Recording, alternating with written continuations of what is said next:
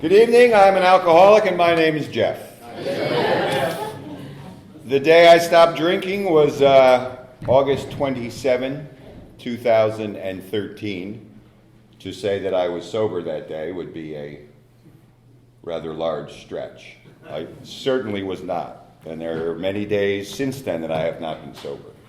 I do have a home group, as Dan mentioned, and you guys are it. So I want to express my gratitude to Dan and to everybody in this room for being part of Alcoholics Anonymous, so that when I show up, I'm not the only one. Because I've tried to quit drinking myself, and I've proven many times over it doesn't work. So I need your help. So August 27th, my wife's birthday was August 25th, and I gave her birthday card on August 28th. Now, I'm a really slow learner, so when I first came in, I really couldn't kind of grasp the concept of my life not being manageable, because, my ego said, of course your life is manageable. You're still alive, and, you're not living in a car, and, things were not that bad.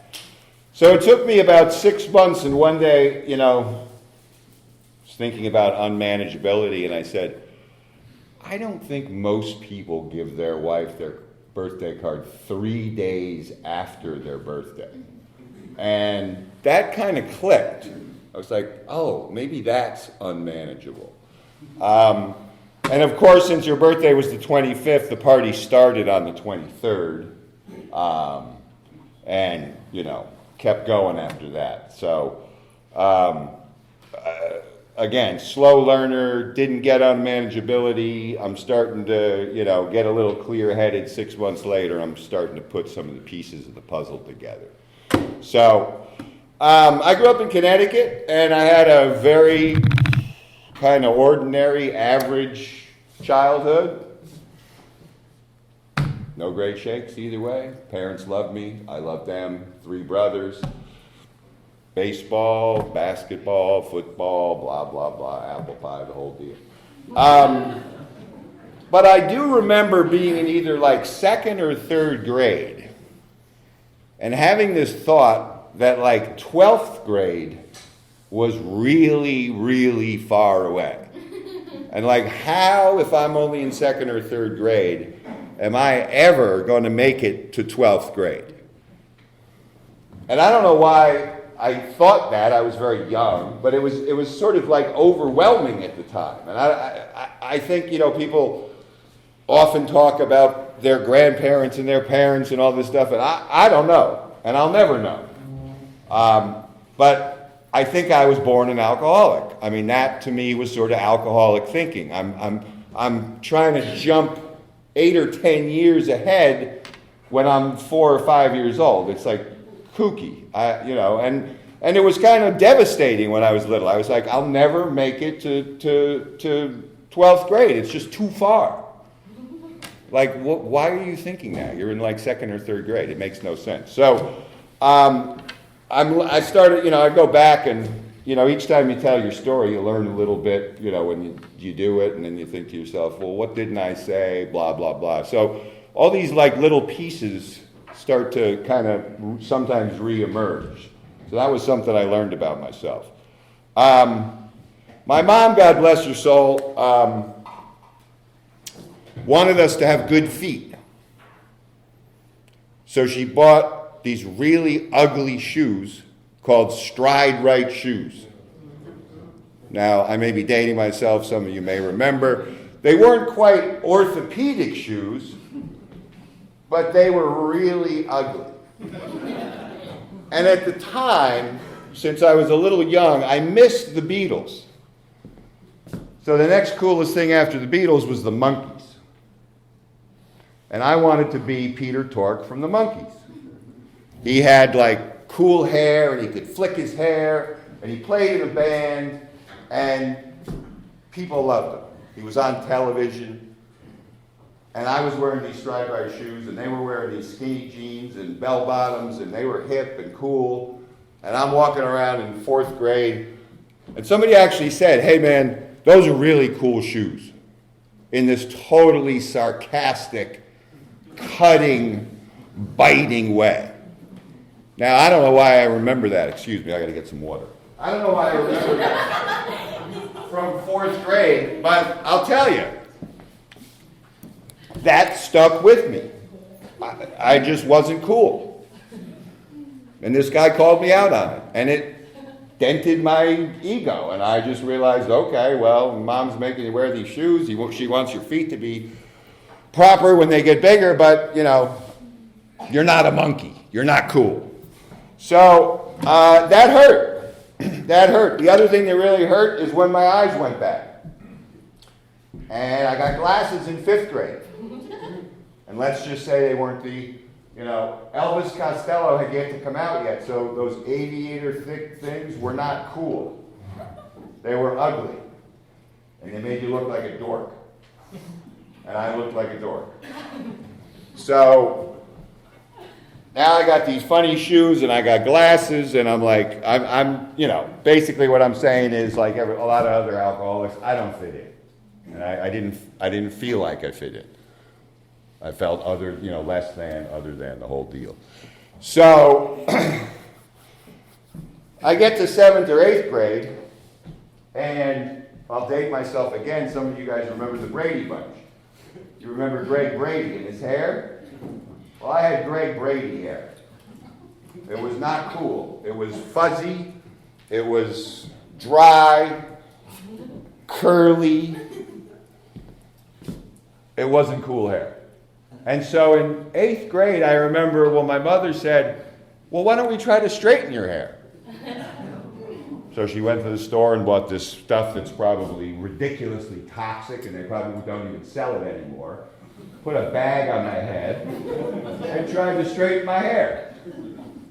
Well, I don't want to tell you what happened the next day at school, because I looked like an idiot. I didn't have straight hair. I didn't have curly hair.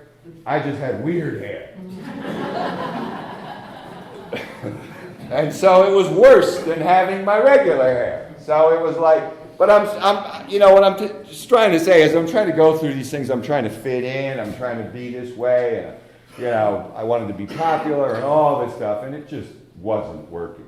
And, on the hair issue, a lot of people say, well, I knew you when you were younger, and, you should be really happy that when you went bald when you were 22, because the way your hair was going is you just have a really bad comb over, and, you look better without it. So things work out, right? I mean, there's someone bigger than me watching over me. So I did the hair thing, and long about 7th or 8th grade, you're getting into these kind of cliques in elementary school, right? You got the cool kids, and you got the the sort of the jocks, and you got the hippies and all this, and I just wasn't. I didn't fit in. And my brother had a really good stereo, and he bought a lot of records. So I started sort of staying home. My mother would say, "You want to go to the beach?" And the cool kids were hanging at the beach, and the girls with the blonde hair, and Adonis, blah blah blah. And I was like, "Nah, I don't really want to go to the beach. I want to hang in the room and listen to James Taylor." Whatever. I mean, it served me well, because you'll hear part of my story ends up being sort of having something to do with music. But, my mother was kind of freaked out. She said, "Well, why don't you want to go to the beach?" Like, I just don't want to deal with it. So I'm starting to get to that point where, I'm not fitting in, I'm not feeling good, and I'm moving inward as opposed to outward. Not a good place for an alcoholic to be. But there was one thing that sort of came along, and I wouldn't say it saved me, but it was a heck of a lot of fun, and it sort of ingratiated me back to humanity. It was sports. I was pretty good at golf, and I was pretty good at hockey. So I played a lot of hockey, and I played a lot of golf, and because the seasons are different, you could do both. So I ended up being the captain of the hockey team, and there's a certain popularity that goes along with that, and so I sort of felt like I fit in, but I would have never defined myself as a jock. I wasn't like a football dude, and I didn't date a cheerleader and all that stuff. But I like sports, and it sort of brought me back into humanity. So, at that point I sort of felt like, hey, I sort of fit in, and I didn't have my first drink until probably 15 or 16. I still remember it was a 6-pack of Michelob.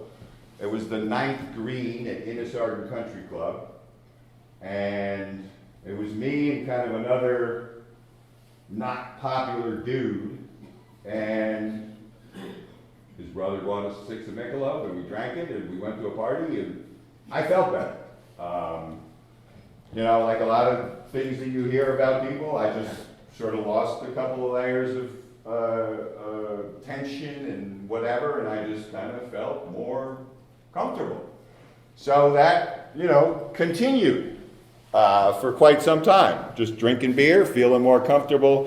I remember when I was a sophomore, there was a girl who was the kind of the get the oranges in the water, not a water boy because she was a girl, but she was a water person for the hockey team. And I kind of liked her, but she was 2 years older. And I remember that, after I had 3 or 4 Michelobs at the party after the game, I could talk to her a little easier. So I was kind of getting this weird reinforcement of like, when you drink, you feel better, you're cooler, people like you more, blah, blah, blah, blah, blah. Again, I found out later that I wasn't unique in that respect, obviously. So I went to college, 5-year plan. Just had to, couldn't do it in 4 years, just had to be different, had to mess it up a little bit. So, but while I'm in college, I started working in a liquor store. Yes, Freud's laughing too. And I'm stocking shelves. And for some reason, I'm stocking shelves, and in the old days, they used to have wine in wooden boxes with straw. And so the vodka and the bourbon and the gin, they all come in cardboard. But the wine comes in these cool wooden boxes with straw. And I'm generally sort of a curious person. I don't know anything about wine, and I start in college to kind of get into wine. I'm like, I don't know anything about this. I'm picking up the box, and I'm bringing it down, putting it on the shelf. Well, this was red, this was white, blah, blah, blah. And so I sort of said, wine's cool. It's an amazing subject. There's like millions of things. There's agriculture, blah. There's just so much to learn about wine. So I actually got into wine while I was working at that store during college. And when I graduated from college, I moved to New York City and worked at a wine shop in New York City because I wanted to learn the business. My father, God rest his soul as well, said, I just spent for 5 years in college and you're going to go work in a liquor store? I said, Dad, it's not a liquor store, it's a wine shop. Big difference. There wasn't a big difference, believe me. I know that now, but self-deception goes a long way. And I remember it was a very nice liquor store. Candace Bergen, again, dating myself, Murphy Brown. I waited on Candace Bergen. I was so happy I called my mother. I was like, Mom, I just waited on Candace Bergen. Sort of maybe to validate my liquor store employee. But I enjoyed it, and I met a lot of people, and, retail is sort of like one step in the wine business. You start at retail, you meet people who are in distribution, who work for wineries, and you stay there for like a year, which is exactly what I did. And then I met someone at a distributor in New York, and I started working for the distributor. I did that for a while. I also got the opportunity about 2 years after working for the distributor, to actually teach some wine classes. I don't know how many people were here that a couple of weeks ago when the pastry chef spoke, but it was very interesting to hear her side of, she was in the restaurant business, and the restaurant business and the wine business, they intersect a lot, usually at about 2 o'clock in the morning. When you get done. So it was good. I mean, I was drinking. I was drinking wine. I was learning about wine. I traveled to France. I traveled to Italy. I drank wine that one of my French producers had hid from the Nazis.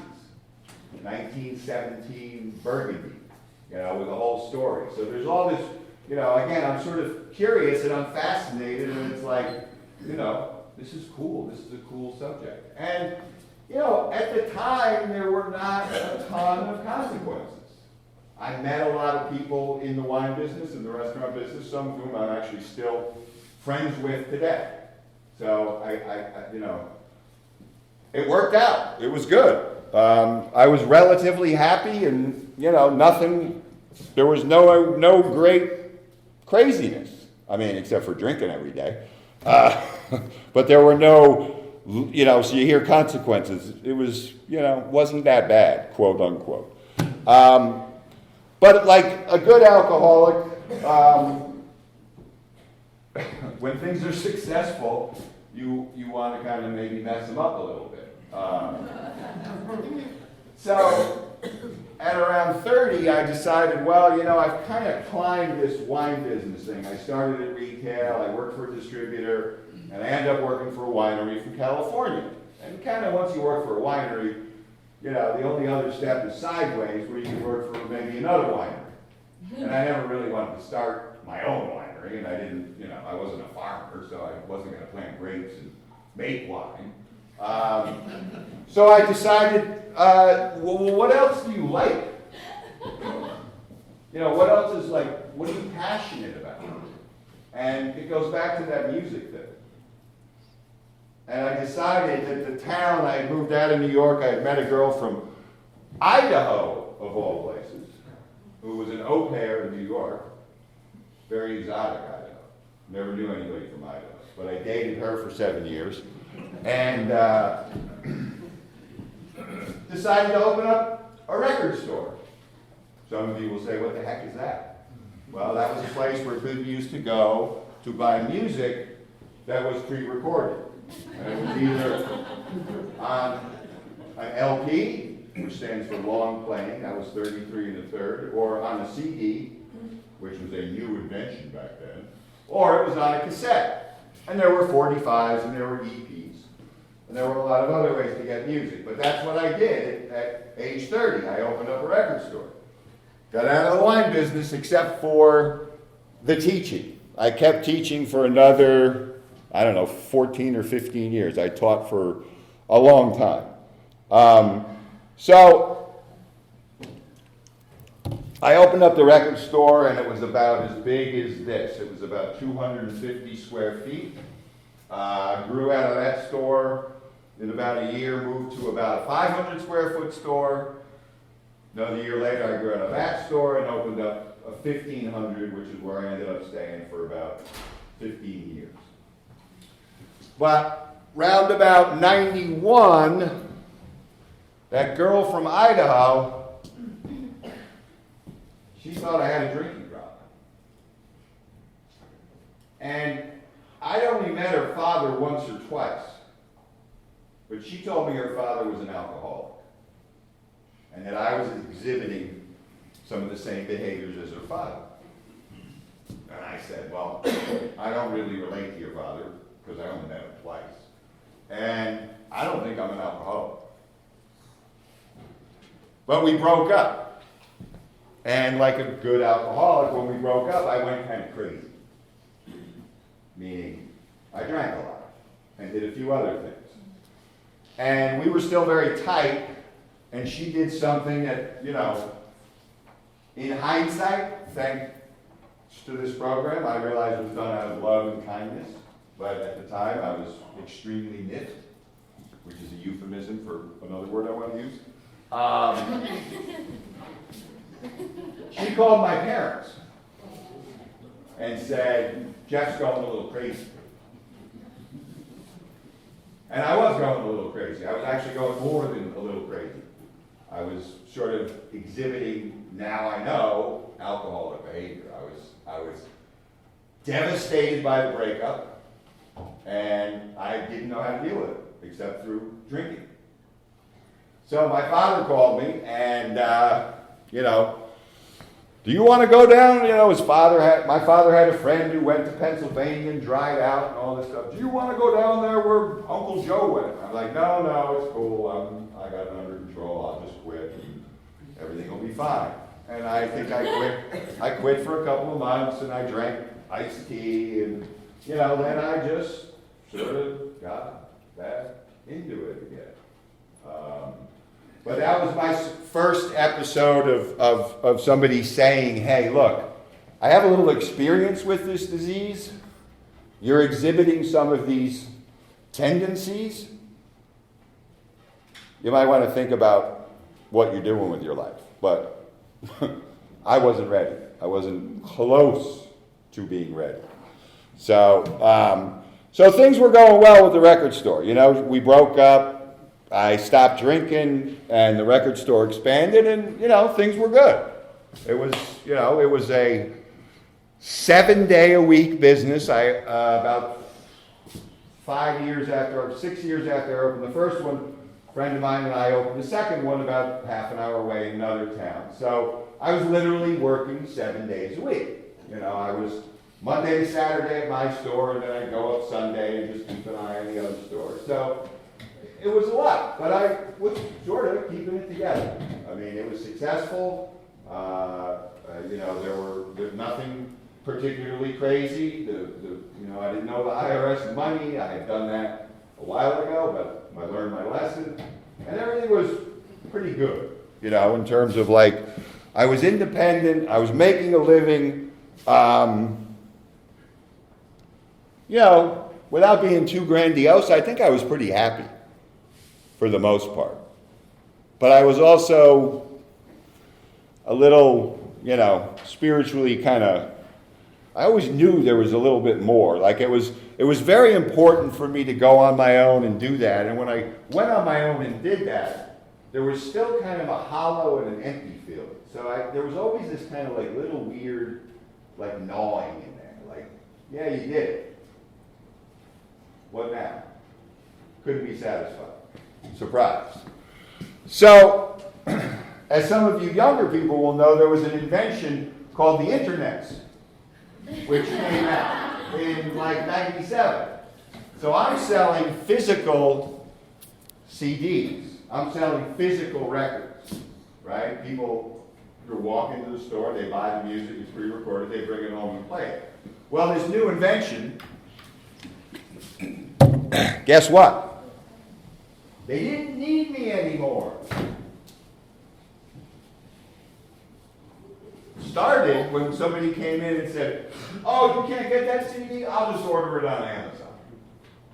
What the hell is Amazon? Oh, it's on the internet. Oh, you mean they deliver it to your door? What, you don't like me? I can order it for you. I'll have it in a week. Oh, I can get it in 2 days by Amazon. Okay. Whatever. So the writing now is on the wall. The business that I chose to go into is going to be disrupted and ultimately displaced by this new technology. And I don't know it yet, but I'm sort of getting hints, and I'm freaking out a little bit. Going well, I just invested a good portion of my life in this. What happens if it goes away? And I didn't like that. I didn't like that feeling. And it scared me. There was a lot of fear. A lot of fear. So, I kind of just plugged along. 97, 98, you get Napster coming out, people are sending files to each other. just like, you know, the business is kind of going in the pooper. And I'm like, well, what do I do? Well, some guy walked into the store one day, 1997, 1998, slightly disheveled. But you know how somebody's sort of disheveled, but they're not really disheveled? One of my workers said, oh, I think that guy's a carpenter. I was like, he's a little disheveled, but I don't think he's a carpenter. And it turns out he wasn't a carpenter. It turns out he worked for a hedge fund, and he made $75 million when he was 38 years old, which just happens to be the same age I was. So I've learned to smell a resentment. And I had one, a big one. Now the scary part is if he had just stayed a customer, I could have just resented him and said, well, you worked for 10 years and I don't think I had quite $75 million after my record store kind of started to go down the tanker. But, you know, same age, whatever, you know, life happens, right?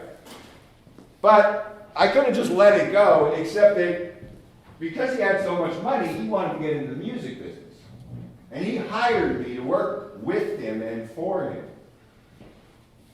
Now, I've learned that I should have, because the music business, my music business is sort of tanking, right? And I'm basically fried on retail. I've worked 7 days a week for 12 years, and I'm kind of done. You know, like I'm seeing the same faces, and I need a change. Even though I probably would have stuck with it if the internet hadn't disrupted stuff, I sort of needed a change. And instead of having some gratitude, which I learned a little bit in this program about a guy coming along out of the blue who wants to get into the music business, who wants to hire me, I've got a huge resentment about the guy because he's got $75 million. But I go and work for him. And, you know, we started out with a little negotiation about how much I was going to make and blah, blah, blah, blah, blah. He didn't pay me as much as I thought I was worth, so now I'm really resentful because he's got so much money.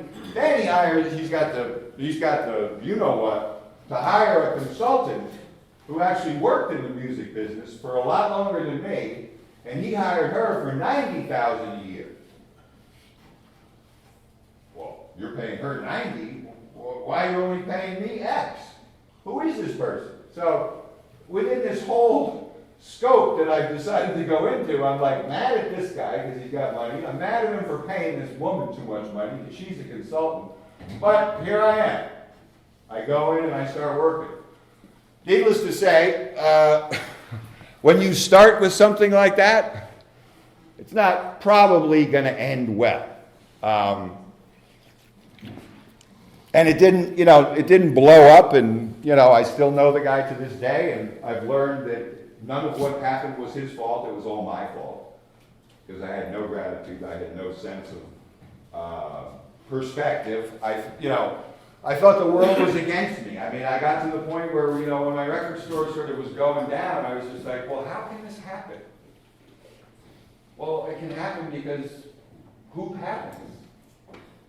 You know, I mean, I didn't have a grasp on kind of reality, maturity. I couldn't deal with it. I couldn't say, technology displaces things. There used to be a typewriter, now there's a computer. You know, I took it all selfishly and personally.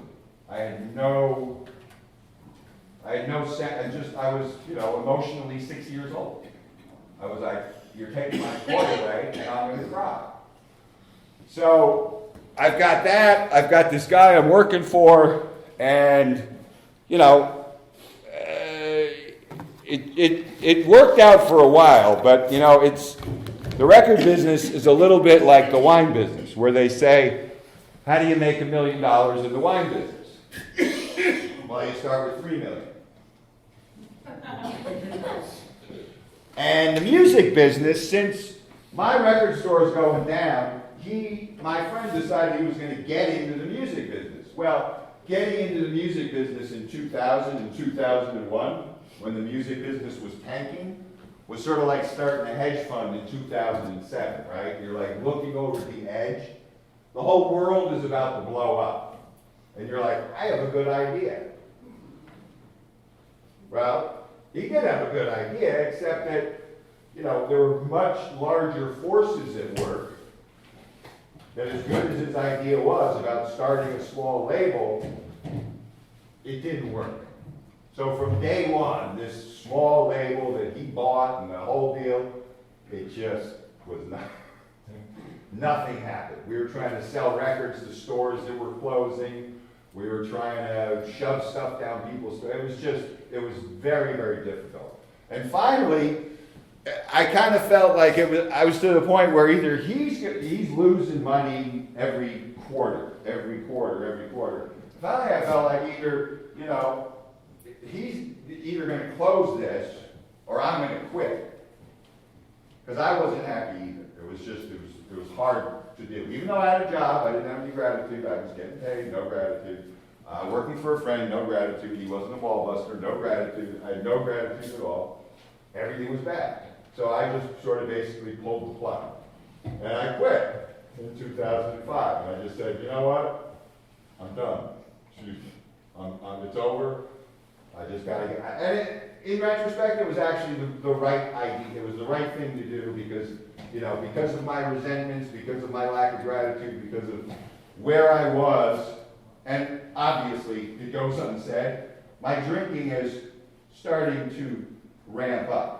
Because I'm drinking sort of at this guy, and I'm drinking at the world for like, hey, I had a really great idea for a long time, and now I don't anymore. So I'm drinking because I'm mad. I'm drinking because I got a lot of resentment.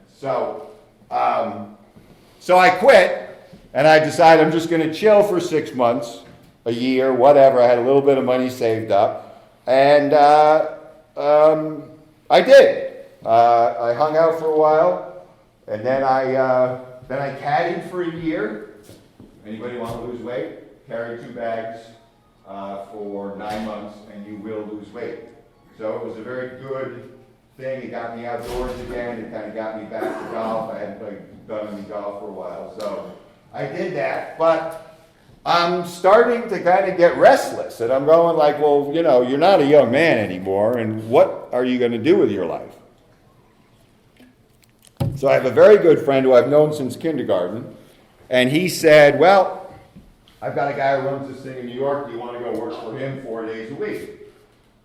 I said, yeah, I guess so. Duh. Here's a friend reaching out. He knows I'm in trouble. And I'm kind of like, yeah, well, maybe. So I took that job, but of course, the first week, there's people who are half my age, making 3, 4, 5 times as much money as I am. So this whole thing becomes this kind of like, he's doing you a favor, and you don't get it. So now I'm just mad again. And I'm going to New York every day. I'm taking the train. I'm coming out on the train. I'm working Monday through Thursday. And I've definitely ramped up the drinking at this point. And I remember how I ramped it up because of what I tried to do. I remember I would try to quit Monday through Thursday. And then on Thursday, instead of going to the store and buying 2 or 3 bottles of wine, which was what my normal Friday, Saturday, Sunday was, Thursday I would go and just buy a half bottle and a full bottle. And so at this point I'm thinking, well, why are you trying to stop?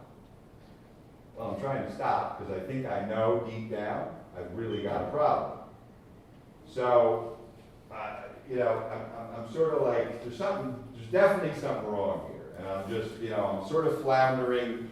I'm working 4 days a week, but this is not, in any way, shape, or form, this is not a career. I know it's not a career. And I'm really starting to get kind of, freaking out. I'm looking at my notes. Miserable. Stewed. Resentment. resentment. A lot of resentments. And then the other thing I remember, and this again, only in hindsight, I remember being at the driving range, totally hungover. I just like barely, well, I could walk obviously, but I was just like, I could hardly swing a golf club. And I thought, oh, I know, I really care about golf. I think I'll quit drinking for golf. Because I care about golf, and I don't want to be a bad golfer, right? So I'll quit drinking for golf. Didn't work. But I had that thought. I was like, well, this is important to me. I need to stop doing what I'm doing. It's becoming messy. My brain is starting to get a little messed up. Physically, I'm getting a little messed up. I can't do what I used to do. Oh, I'll stop for golf. Didn't work. But I'm thinking, I'm trying. I'm using everything at my command except what I should have done, which was, what we know. So that's going on.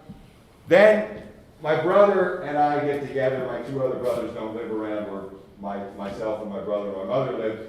And we have a family meeting, and there's two options regarding my mother. My dad had passed in 2002. One is my mother's going to move in with my older brother, because his kids had moved out. The other option was my wife and I were going to sell our apartment, and we were going to move in with Mom. Guess which one worked out? Option B. Jeff's going to move in with Mom in the basement.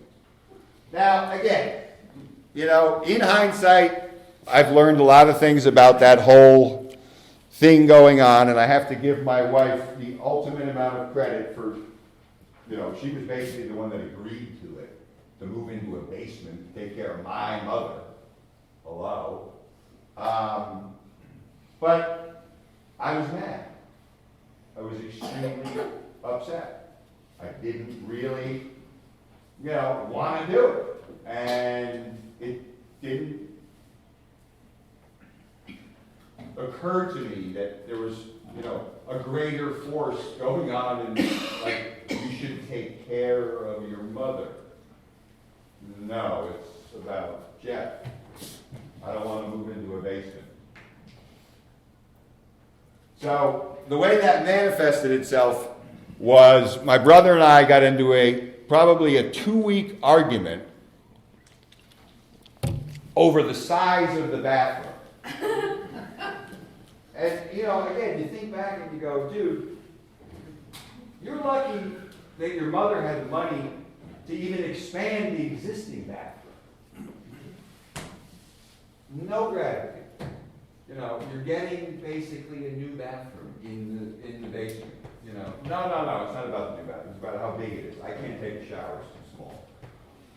What do you think? And that's just like, my brain was just so, gonzo in terms of all about me, all about me, all about me. Everything was about me. So my mother ended up actually getting sick. She wasn't sick. Before that, we were sort of planning on it, but she did, in fact, end up getting sick. And we hadn't quite yet moved in, and there's one really sort of telling moment. My wife was away on business. I was home with my mother. My mother was bedridden. I brought her some food. She didn't want to eat. So I ended up drinking 2 bottles of wine by myself. I go downstairs because we had set the bed up downstairs. I fell asleep. My wife came home the next day. My mother is basically, she's not on her deathbed yet, but she's miserable. And I started drinking that morning, and I have this really vague recollection of my mother in the walker and my wife going to the hospital. And, you talk about remorse, you talk about guilt, you talk about shame. Well, that vision of my mother kind of walking out and my wife taking her to the hospital was just, it was like, oh my God. But, not so, oh my God, that anything really stopped, because that just ramped up my drinking. But I stopped the next day. And I stopped for 5 days.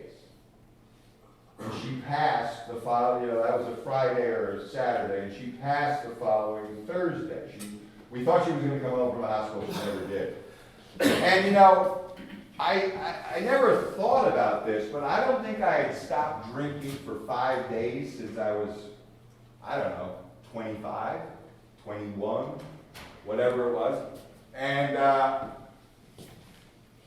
when people say, higher power, creator, God does things for you that, you can't do for yourself, I still to this day have no idea how I stopped drinking for 5 days.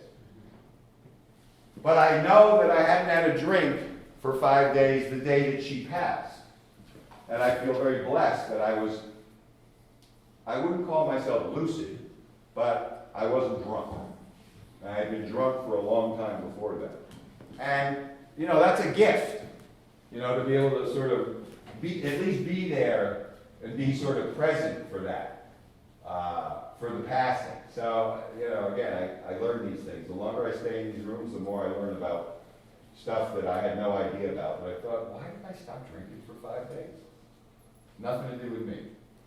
So, she passed, and those 5 days passed too, because I basically drank from 3 o'clock the day she passed for about 6 months after that, straight.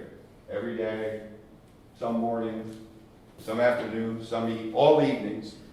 And a friend of mine, the same guy I told you about, best friend from kindergarten, saw me one day and he said, dude, you have a serious problem. And I said, really? And at this point, I did have a very serious problem. And spiritually, I knew I was bankrupt. I knew that there was something in my life. There was a big, big hole. I thought it was my mother passing. I thought it was my business closing. I thought it was the guy with $75 million. I had all the, still had all the answers. And it wasn't that. It was just simple. It was, I was an alcoholic. And I drank too much. I didn't know that at that time. But he came over, and I'm telling you, he brought me I can still drink. I can still eat rare roast beef, but he brought me a roast beef sandwich